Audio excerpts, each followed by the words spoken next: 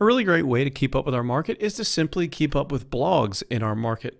Real simple to find great blogs in your market by using our trusty friend Google and just typing in like a topic and the word blogs. So for example, camping blogs.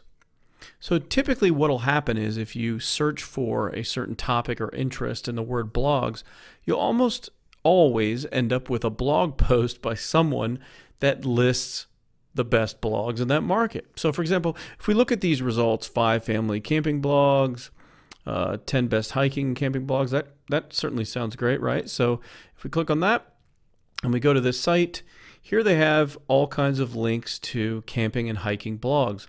So this is a great way to do a number of things. One, find a bunch of blogs that we can keep an eye on. We can add to Google Alerts and be monitored when they make new posts.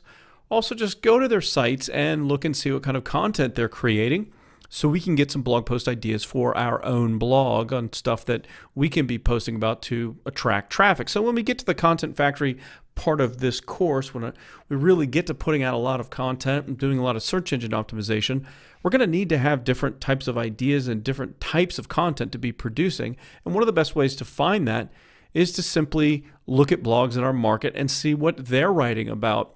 And of course, if we go to those blogs and we look at those posts and we see which ones have a lot of comments and activity, that's that engagement that we've been talking about. We can then create our own blog post based on similar things because it's going to get engagement. We can also post it on Facebook. We can post it on other social media platforms because hopefully it's going to get engagement there as well because the market has already proved to have a lot of interest in it because we can find that interest on other blogs first. Again, it's the same theme over and over here during this course. Don't reinvent the wheel. Just open your eyes, do some simple searches, and you can find things that are going to help you grow your business online, getting more traffic and hopefully reaching more customers. But here's a great example. You just go to Google, you type a topic in and then the word blogs, and then it shows you different blog posts that list blogs. And it's a great way to find affiliate partners. Again, great way to find content marketing ideas, blog post ideas, even keyword ideas. We can find different products. We can stumble upon new competitors that are either linked to or advertise on those sites.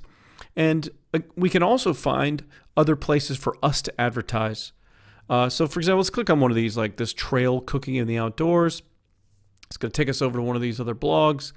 And we can see, here's a blog, great photos. Looks like a really nice blog.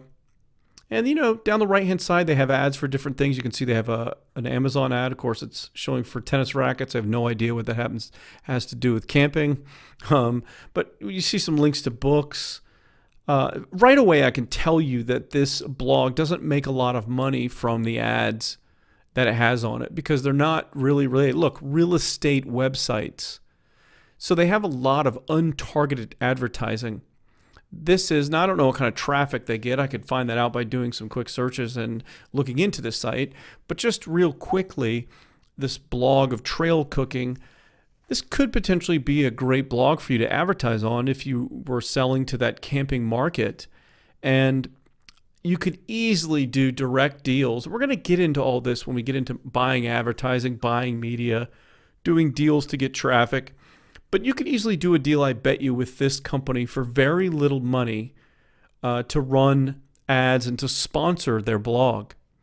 Most people don't realize that just because you don't see a certain type of advertising format on their blog, that it doesn't mean that they won't do some kind of deal with you where, you know, you could have like the sidebar or the background image related to your company where you're kind of sponsoring their blog, or some other creative type of ad that can bring traffic to your website that's not necessarily shown in the sidebar. Like if you don't want one of these square types of ads or one of these, you know, smaller links, well, you can see here they did sponsored by, and they have a couple of advertisers here, but it doesn't mean you can't. You could also do that, but it doesn't mean you couldn't go further than that and do kind of bigger and better sponsorships of any site on the internet. You just have to work out the deal. And of course, which we'll get to, when you do any kind of deal, you obviously need to track your ROI. You need to track the traffic that comes just from that site. Like if you were to sponsor the site in any way, you'd want to be tracking the traffic that comes from this site and seeing what happens to it. How many of those clicks opt in? how many of those opt-ins buy your product, what's the total revenue generated in a month by your advertising placed on the site. So if you sponsor the site for $500 a month, are you getting back more than $500 a month in business? Sometimes you can get back $5,000 in business. Sometimes you can get back zero. But it's worth testing, and of course, it's worth doing direct deals. And we're going to get into that when we start buying advertising and talking about really starting to bring the traffic to our site. But you have to be able to keep up with your market. One of the best ways to do that is to do searches for blogs in your market, and then, of course, keeping up with those blogs by visiting them regularly or setting up Google alerts to notify you when new blog posts are made on those sites or when someone's talking about those sites.